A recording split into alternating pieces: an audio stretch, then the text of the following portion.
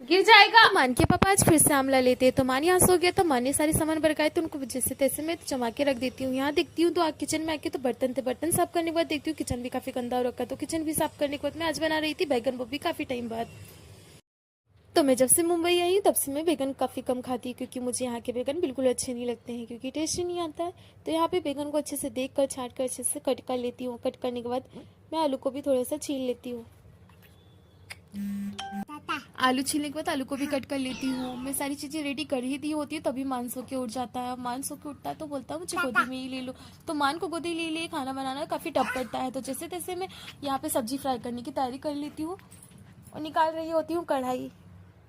तो मान को मैं जैसे ही सोचती हूँ कि नीचे उतार दूँ, तो मान को नीचे उतार दी, रो क्यों रहे हो बेटा आप?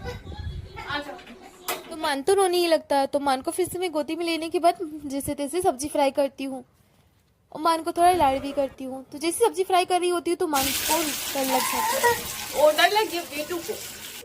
तो डर के मारे मान तो रोने लगता, पर मैं सब्जी फ्राई कर देती हूँ। अब मैं चावल भी पकने रख देती हूँ। तो मान यहाँ मेरे पीछे छुप गया है, तो मैं सब्जी में सारे मसाले डाल के पानी छोड़कर पकने को छोड़ देती हूँ। मान को भूख लग जाती है तो मान को आके मैं ब्रेस्ट फीड कराती हूँ। फिर उसके बाद मैं मान को थोड़ा सा चिप्स खाने के लिए देती हूँ, और मुझे भी भूख लग रही होती है तो मान का चिप्स मैं भी खा लेती हूँ।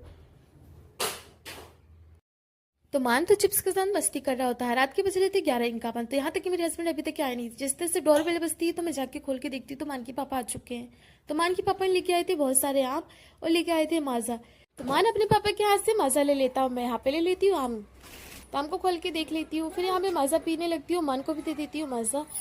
अब माजा पीने के बाद मैं थोड़ा सोचती हूँ कि चलो आम ट्राई करके देखते हैं। तो आम तो काफी मीठे थे, और फिर अपने हस्बैंड को यहाँ पे खाना दे दी। मान के पापा मान को खिला रहे थे आम, फिर यहाँ पे मान ही अपने पापा को आम खिलाने लगता है। तो आज के दिन की